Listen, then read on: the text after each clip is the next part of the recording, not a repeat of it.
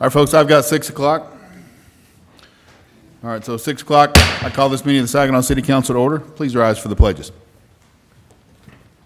I pledge allegiance to the flag of the United States of America and to the republic for which it stands, one nation, under God, indivisible, with liberty and justice for all. Honor the Texas flag. I pledge allegiance to thee, Texas, one state, under God, one and indivisible. Thank you. Please be seated. Item C is the invocation. I do not see Pastor Mills here. Anybody on the council want to do invocation tonight? Any volunteers? Nobody else wants to do it? You want to do it, Brack? Brack will do it. Please bow with me. Dear Heavenly Father, we thank you so much for today. We thank you for the many blessings that you've given us and the way that you've blessed our lives. Lord, I ask that you would be with those that are hurting today from the weather, that you would piece their lives back together and that people wouldn't be harmed. Lord, I pray that you would be over our business tonight, that we would do things that are honoring and glorifying to you, and that we would do things that are good for the city of Saginaw. Pray all these things in Jesus' name. Amen. Thank you, Brack. Item 1D is audience participation. That is covered on the screen. If there is any item that is on the agenda you wish to speak about, please see the city secretary and fill out a form. You may speak on any item that is on the posted agenda. 2, consent agenda. We're going to pull 2A. So 2B, action regarding minutes of February 18th. 2C, action regarding approval of bylaws for Northwest Emergency Communications Center. 2D, action regarding adoption of Uniform Emergency Medical Services Ordinance. 2E, action regarding approval of purchase of 2 police patrol units. Questions, comments about B, C, D, and E? If not, I'll entertain a motion. Mayor, I make a motion we approve items 2B, C, D, and E on the consent agenda. Okay. I'll second. Valerie, second. Please cast your votes.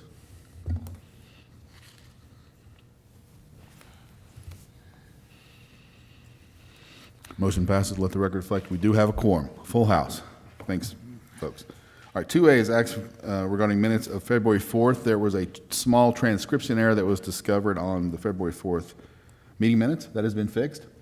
Do we want to say what it was? It was 40,000. You want to tell, Vicki can tell what it was, very minor, but. Yes, Mayor and Council. The minutes for the February 4th meeting on item 4D, actually, I accidentally did a clerical error.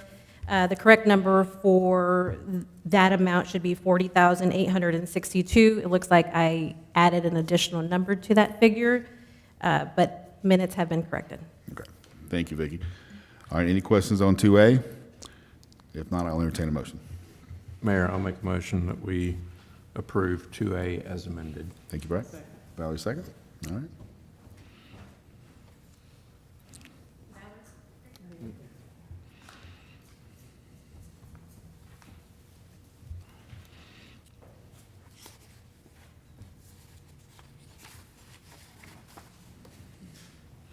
Motion passes. Thank you, folks. Appreciate that.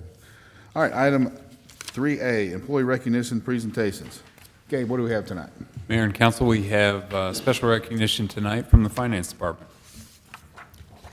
Thank you, Mayor and City Council. Last spring, Councilmember St. Clair and our City Manager, Gabe Rayum, asked us to ask the Finance Department to make it a priority to start working towards the transparency stars that are awarded by the Texas State Comptroller. And I knew that we had all of the information out there, but it's really stringent requirements to get the actual transparency stars. They have to be formatted in a special way and presented in a special way. So I asked Elizabeth Thorpe, our finance manager, and she enthusiastically took on the challenge. And she recruited Maricela Vinson, our accounts payable technician, to get the information required for the accounts payable, the check registers. And I am proud to say that we achieved the goal, and we have our first transparency star, which is a huge accomplishment. And it's not only a one-time deal, right? It has to be kept up, and it's reviewed quarterly by the Comptroller's office to make sure that we are maintaining the transparency that's required of the program. So. suitable for framing. We got a nice star, so we want to take pictures of this? Yes, you need to take pictures. All right, let's take a picture of this. Well, you need to come up here too.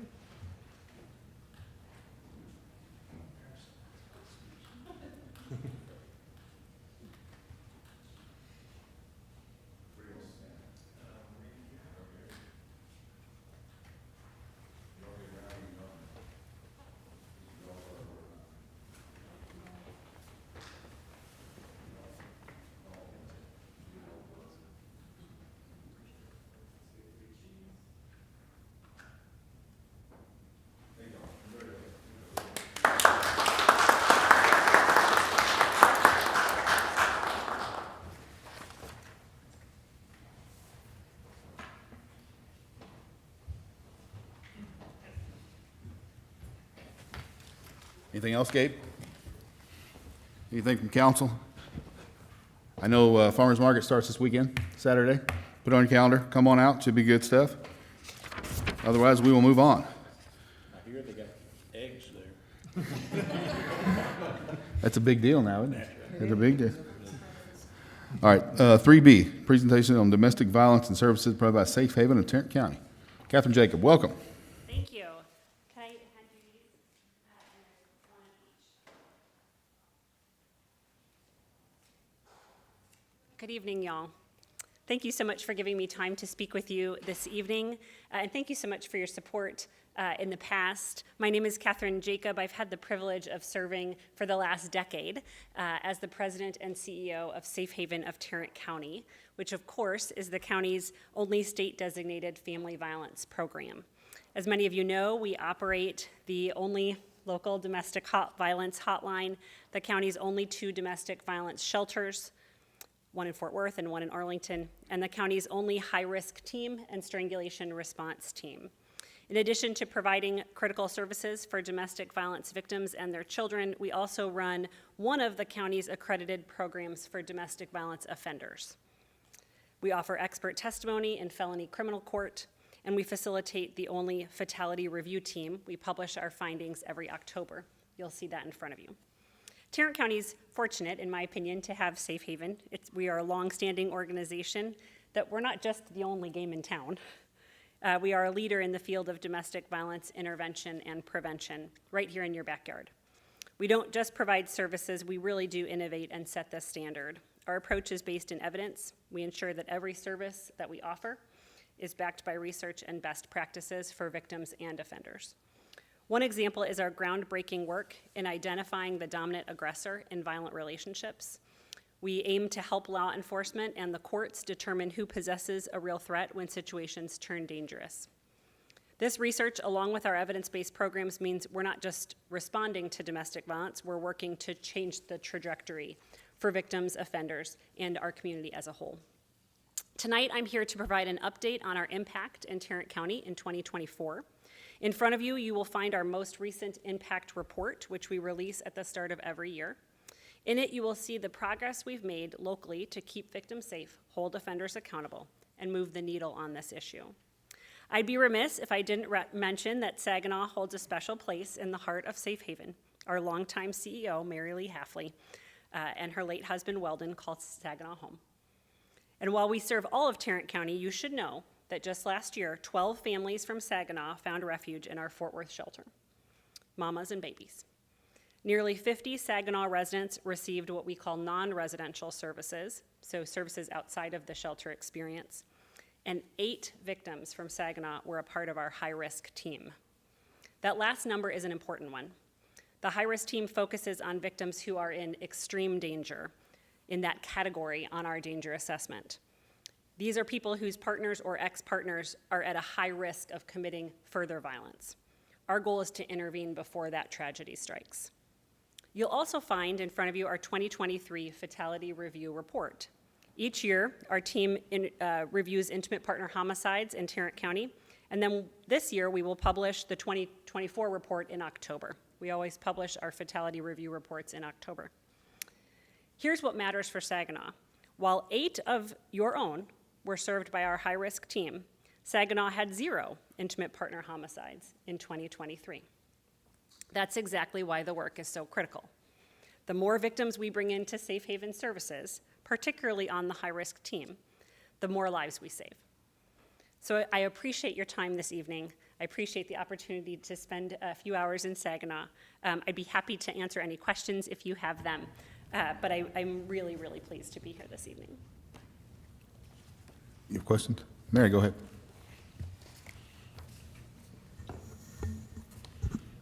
I have two questions, or one comment and one question.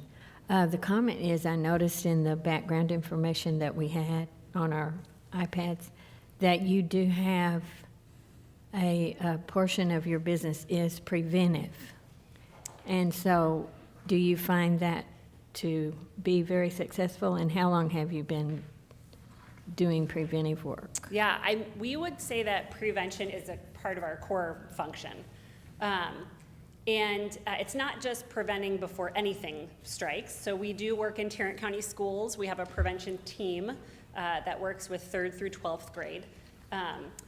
It's hard to talk about domestic violence with a 3rd grader, as you can probably imagine. But there are some behaviors they can relate to at that age. Bullying is a precursor, can be a precursor for domestic violence, because it's when someone uses power and control in a relationship, right? So we really teach the little ones more about that. And then we have dating violence programs in high school. We have a very specific program for pregnant and parenting teens. They're at a higher risk of domestic violence, so we work really closely with them. And we've been doing that much longer than I've been at Safe Haven. But I would also argue that things like the accredited program that we have for domestic violence offenders is also a prevention program, because we are really trying to not just get them to take violence off the table in their current relationship, but certainly prevent them from being violent in the future. And then I was just curious, since you've been there 10 years, have the numbers gone up or down or stayed the same? You know, we do kind of analytics studies about our shelters pretty regularly. That's kind of the easiest piece to study. Are the shelters in the right location? What are the numbers that we get? COVID was a blip. We had a situation, you know, I think we all did, where things were a little out of whack. But I really don't see the numbers going down. I don't see them going up either. So our shelters are typically about 80% full on any given night. That hasn't changed too much. The numbers do go up in the summertime. Domestic violence victims are nothing if not pragmatic, and they sometimes choose to leave their offender during the summer so they don't have to take their children out of school or deal with all of that if they can. But that has really stayed in place. I think that our relationship with the Tarrant County Criminal District Attorney's Office is hands down one of the best in Texas. We work very closely with them.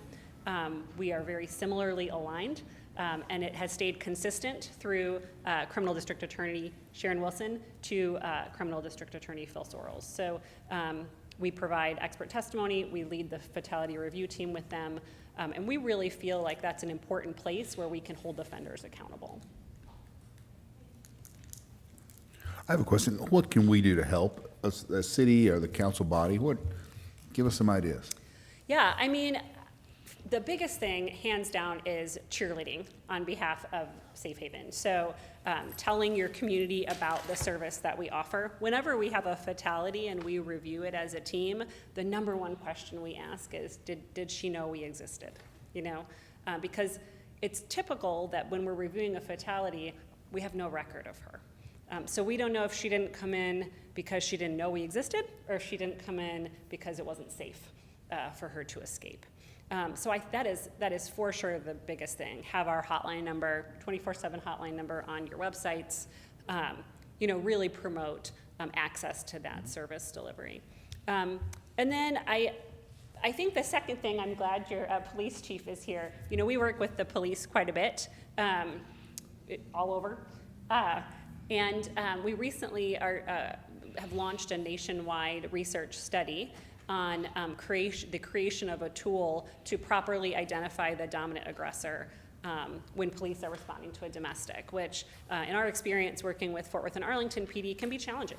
It's challenging for us when we have, sometimes we'll have offenders call the hotline and try to claim to be victims. So it can be confusing for anyone, and I imagine in a very stressful situation like responding to a domestic, it can be even more confusing. So when we have that rolled out, I would love to meet with you once it makes it through the nationwide process. Pedro, do you know, do we have Safe Haven on our website anywhere? If we don't have that, we could definitely put it on there. Outstanding. Thank you. All right, other questions? Nikki, go ahead. I got two questions. One, what's the percentage of relationships or marriages that has violence in it? I don't know if I can answer that question. I can answer the question of, there have been several prevalence studies around domestic violence, like how common is it, I think is really the root of what you're getting at. So the CDC did a nationwide study around the time that I started at Safe Haven, and they showed that 1 in 4 women in the United States will experience domestic violence in her lifetime, and 1 in 11 men. And in response to that study, some partners here in the state of Texas, UT Austin has an Institute Against Domestic Violence and Sexual Assault, the Texas Council on Family Violence, other partners did a statewide study. Our numbers are a little higher here in Texas. So we have 1 in 3 women in Texas will experience domestic violence in her lifetime, and 1 in 7 men. So my next question is, person that's in a violent or I guess you call it the aggressor, how successful is, them going to counseling or getting things that they break that pattern? Yeah, change their behavior, right? That's right. Change their way, so to Sure. say. I would back up for a second. We are not a faith-based organization, but I have to tell you there's a lot of faith at the organization. And we feel very strongly that offenders can change. We feel very strongly that a reformation is possible. And so in our program is primarily a part of probation. As you can imagine, we don't have a lot of offenders who come to us and say, I'm an offender, what service can I provide? The psychology of it is such that offenders believe that they are the victim, and that she's crazy or difficult or manipulative or these things, which she might be. So in our program, the change that we see is really just to take violence off the table. It's not to go into your issues of your childhood, but really, we just really want you to not use violence in your relationship. And we are fairly successful at that. About 55 to 60% of our clients have behavior change from the program. Now, it's tricky because it's the most underreported crime. So unless they're calling 911 and we're hearing about an incident, we don't know. We don't know what happens behind closed doors. So it's our best estimate. Appreciate it. Brett, go ahead, please. So I have a couple of questions, and other council members have kind of touched on it, but so how do victims find out about Safe Haven? Or what's the mechanism that, oh, there's this program, I'm able to take advantage of this? Right. Just. I mean, it should be that the algorithms that exist in the world, which I can't explain, will point you to Safe Haven pretty quickly on a Google search or something like that. We try to publish our hotline number everywhere. That's really the door to the organization. You don't have to have transportation. If you can get yourself to what we call a shelter pickup point, which we will arrange with you, we will meet you there. Sometimes that's at police departments, sometimes it's at a QT or McDonald's parking lot or something like that. But mostly it's, in 2025, it's a Google search. Okay. And then do you have, and you may have already answered this, and forgive me if you have, but is there a protocol within police departments that when they arrive on the scene of a domestic violence case, where you're made in contact Yeah, I mean, with them? so that's up to the victim. So, and maybe your police chief might be able to comment more, but you can't force a victim to go into Sure. shelter, certainly. And we've had police do drop-off at shelter. They think that the victim walks in the building, police leave, and the victim runs away. You know, Yeah. and they're not ready. They're not ready, and it may not be safe. You know, he may have said, if you leave me, I'll kill you. And to her, that's not, you know, if my husband said that, I'd be like, what are you talking about, right? But to her, that's very real. Yeah. It's a very real threat. And so, but we have relationship with police departments all over Tarrant County. Most of them know where the shelter is or know how to get a hold of us, are handing out the hotline number pretty regularly. But it is truly up to the victim to determine if she wants to seek services or not. Okay. Am I wrong? Okay, thank you. Like our sergeants, do they have a pamphlet or anything that they can leave with people in these situations? I'm sorry, can you repeat that? Do we have, sergeants or officers in charge have pamphlets that they can leave? Yes, we do Such have pamphlets that situations? we give out. A lot of times it's, with arrest of the violent party, and so if they reach out during that time when they know it's safe, when the other party's incarcerated. We've had situations where our officers have escorted these folks to safe haven and made that available to them, but as she said, it really is up to them in so many of these situations. I mean, the victim isn't ready for that move, and a lot of times I think it's probably out of fear, but until they're ready to assume that, it's kind of hard to get them that help.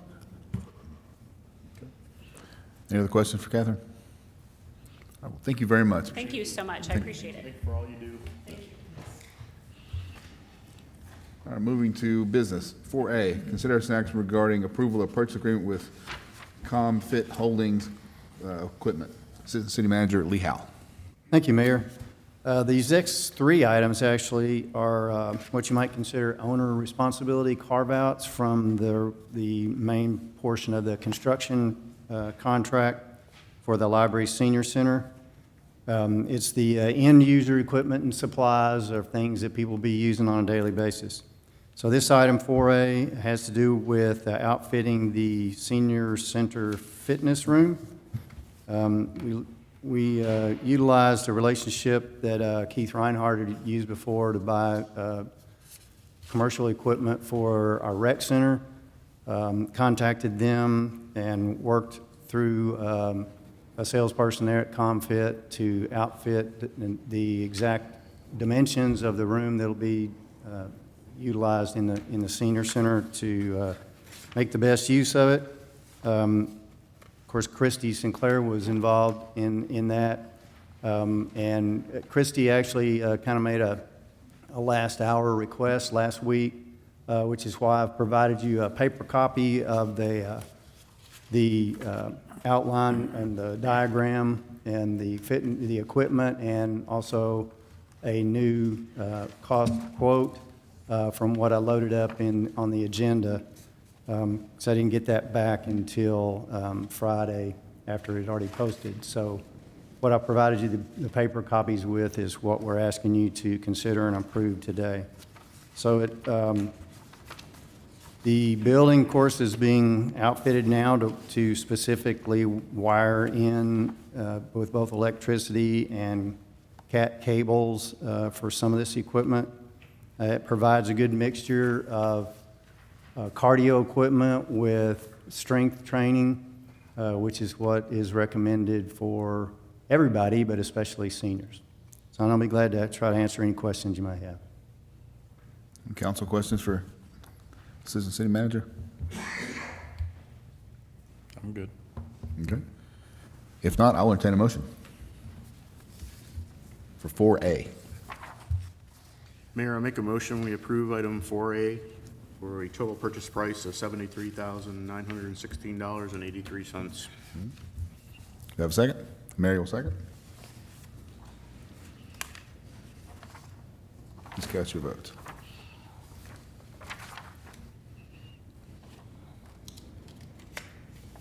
Motion passes. 4B, consideration action regarding approval of contract for services and Datavox providing access in the new Library and Senior Center. Assistant City Manager Lee Howe.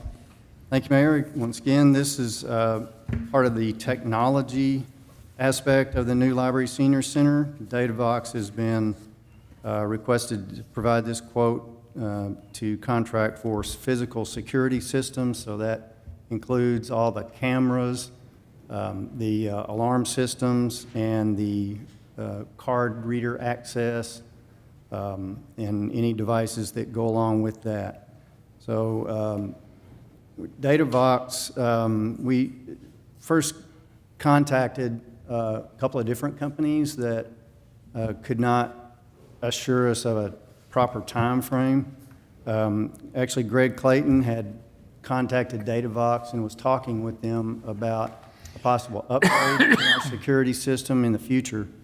So we sat down with them extensively and discussed how we could utilize their services both for the Library Senior Center, but also for the police department and then for an upgrade at the police department, and with the remodel of the Keeter building, and tie this building and the Library Senior Center all into one security system.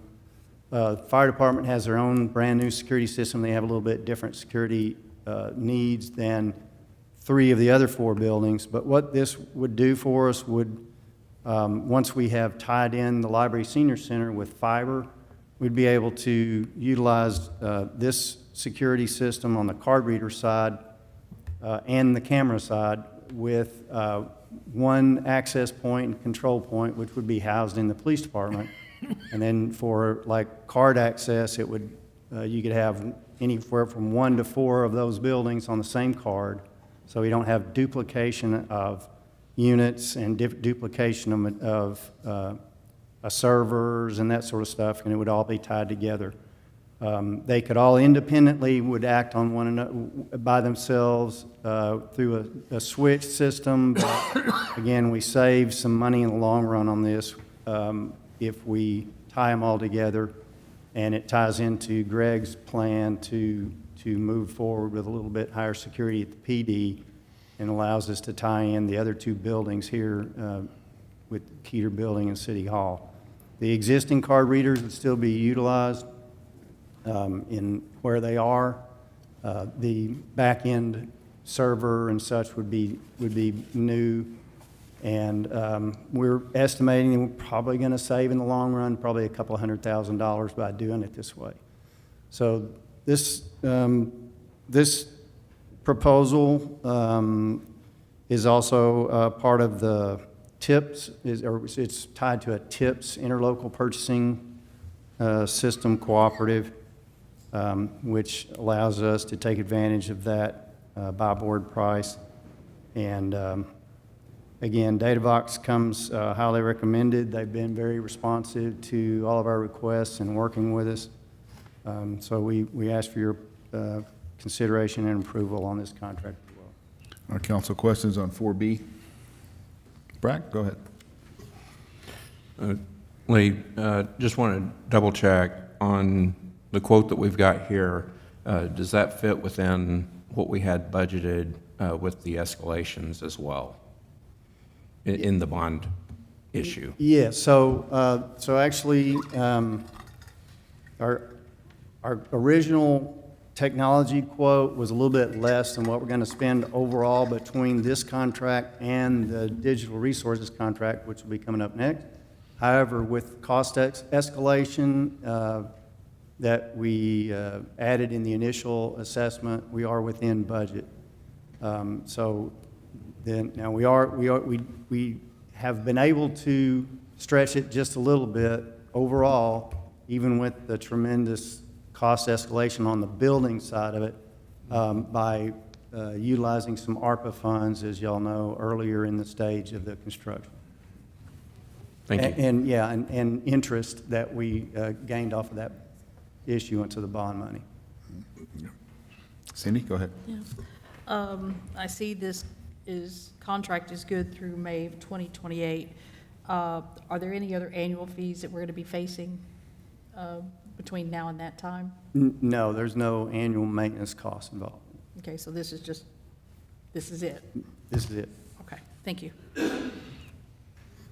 Other questions? Go ahead. Sorry, one more. Yes, On the warranty, typically it's a 1-year warranty, parts and labor. And do we have something like that in? So if something goes down, it'll get replaced? And what's the length of that warranty? Well, and so, actually, on both of these, the technology contracts, and one with Digital Resources as well, and I'll cover that in a little more detail in a second. But they're both, because they're gone through the purchasing cooperatives, they not only have some actual physical maintenance aspects involved in that is cheaper than if we just went to the store and bought these products.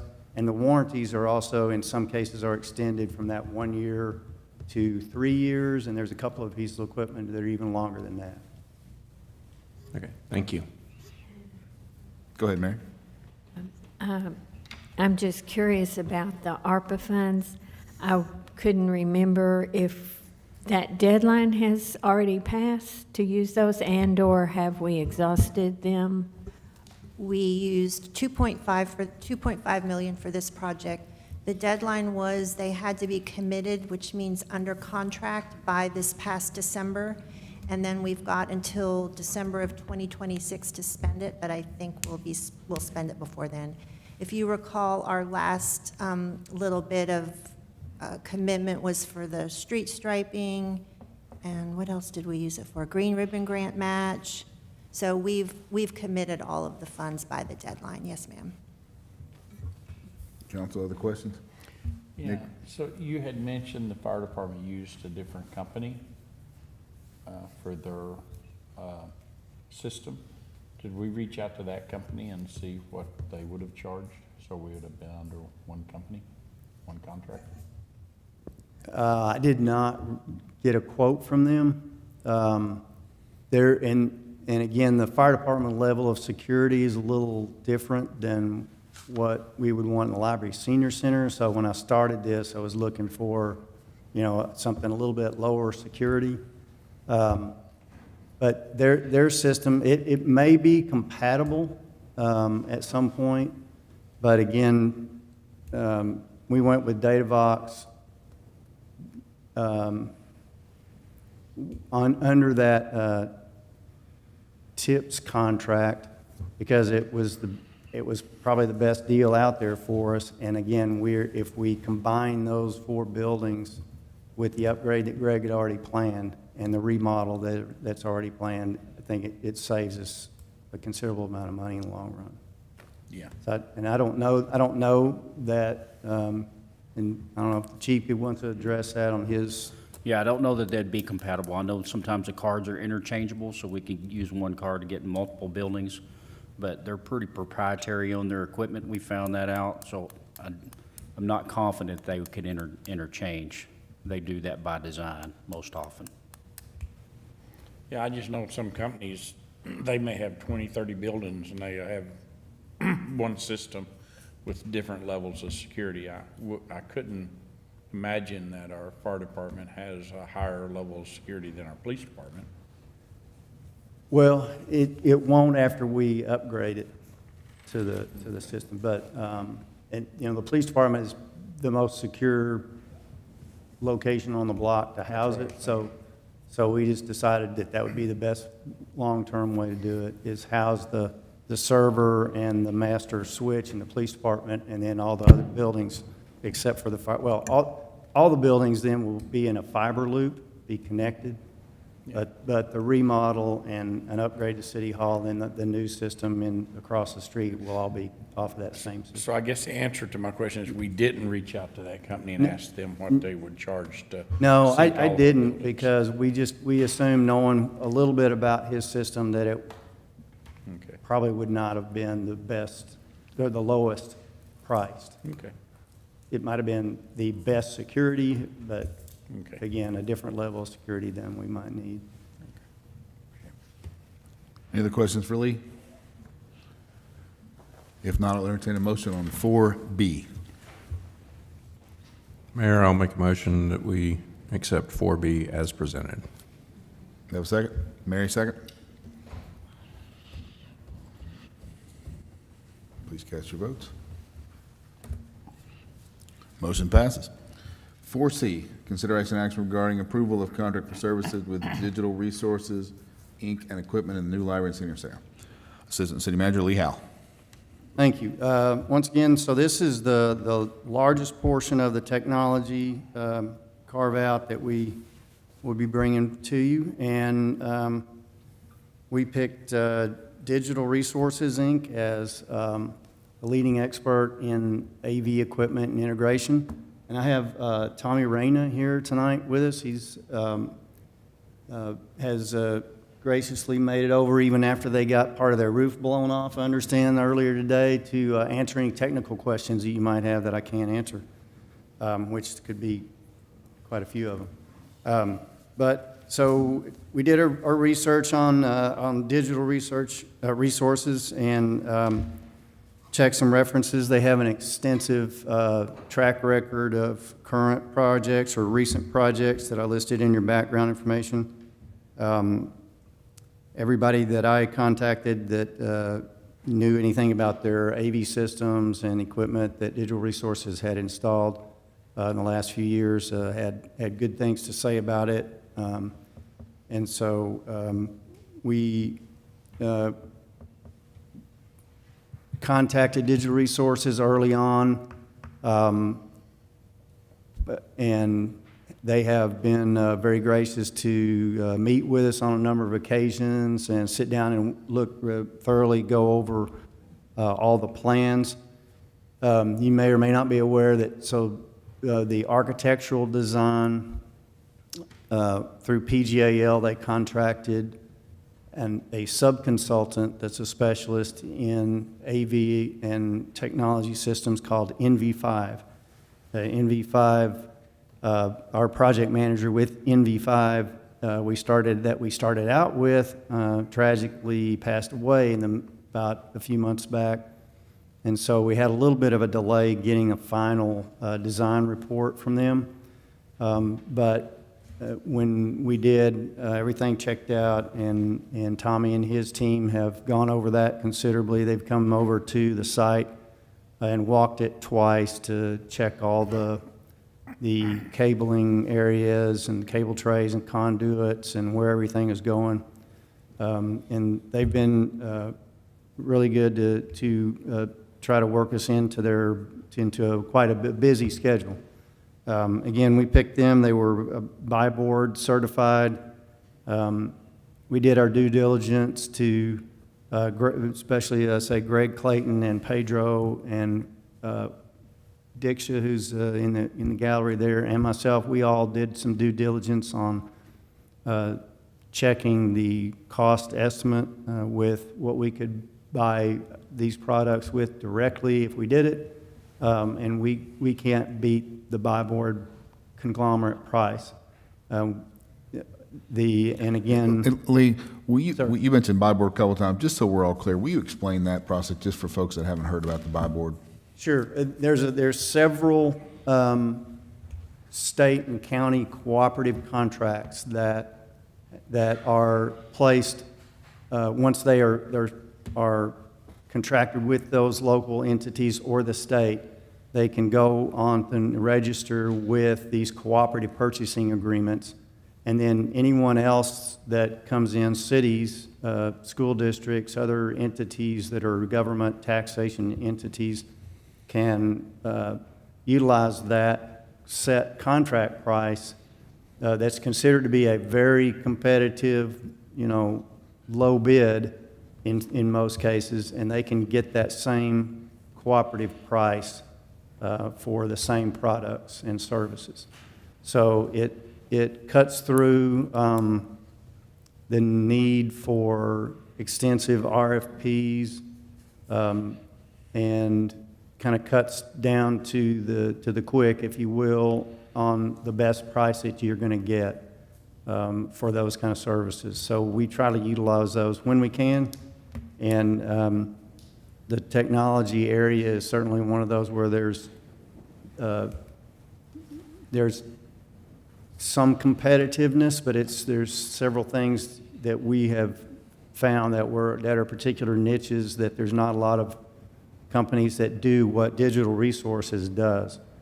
And we did contact a couple others that initially said they were going to put in bids with us, but then backed out. There's so much work out there right now that it's hard to find somebody that can commit to something and want to stick with it, because there's a lot of work to be done, and a lot of people are busy.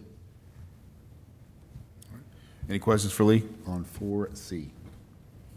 Oh, Nick, go ahead.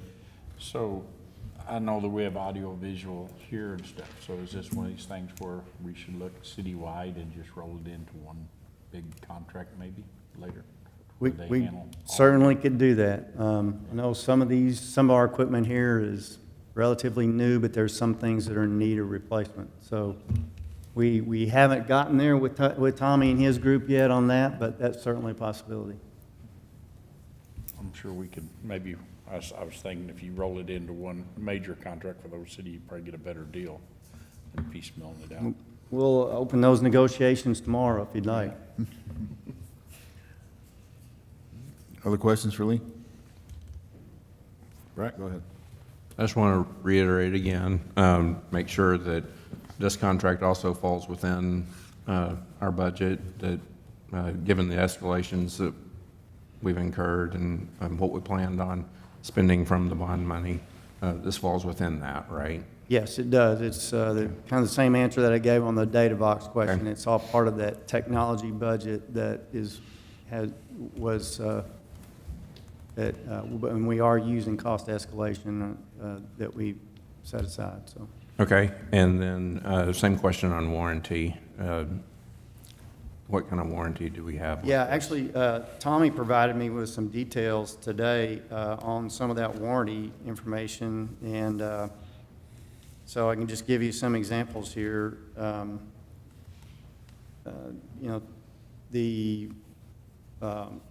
Let's see.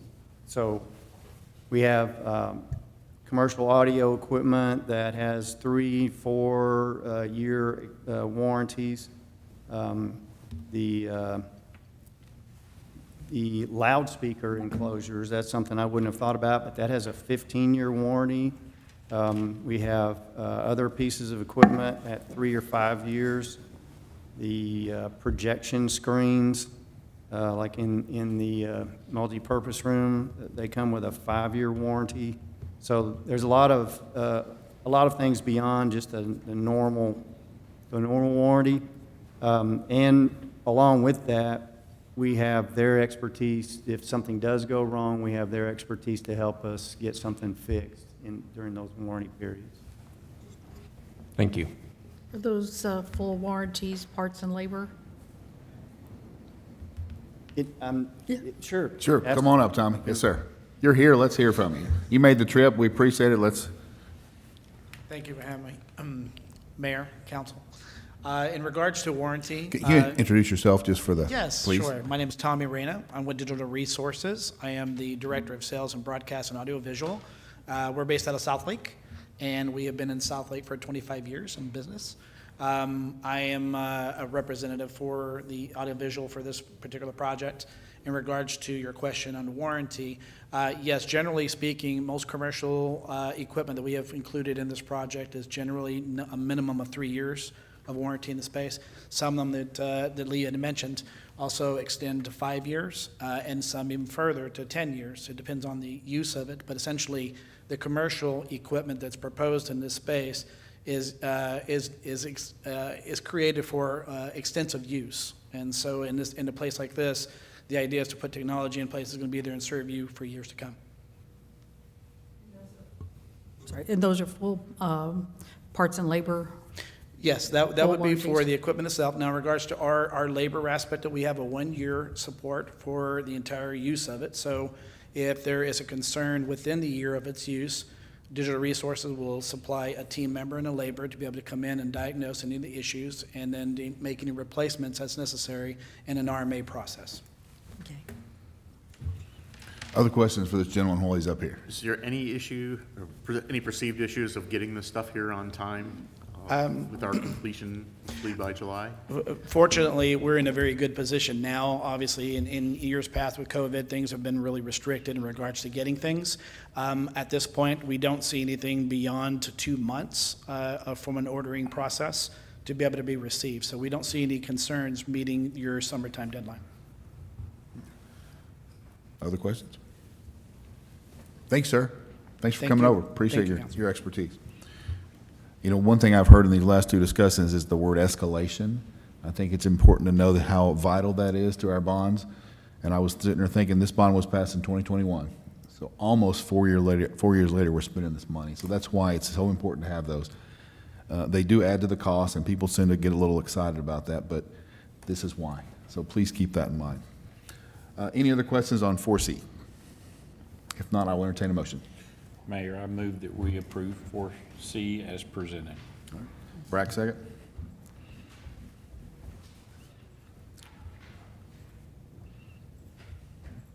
Please cast your votes. Motion passes. Thank you, Lee. Thank you. Thank you, Mayor. If I might just add one final comment. So the final piece to this puzzle that I'll hopefully be bringing to you at the next council meeting is for a similar purchase of end-user kitchen equipment to outfit the kitchen in the new building. And that will also be at a commercial grade. We've gotten, I asked for 3 bids on it and got one back from a local company here in Fort Worth called Mission Restaurant Supply. So we're putting the final touches on that now, and I'll bring that to you in 2 weeks, hopefully. All right, thank you, Lee. All right, so that is the end of our regular scheduled agenda. We are going to executive. We're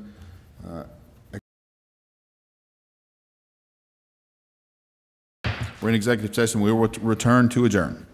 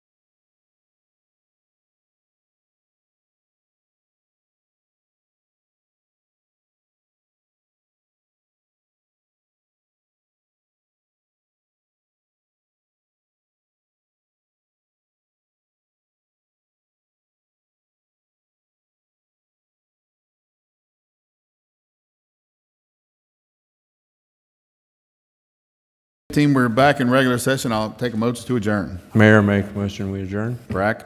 Cindy, second?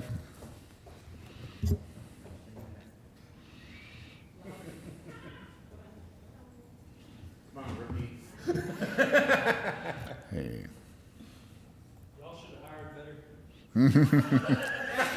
Out. Cindy. Oh, the training wheels comes back tomorrow, so. All right. Valerie can abstain, or she's not here, recuse, or whatever. Okay. Motion passes. Thank y'all. At 7:16, we're adjourned. Thank y'all, folks.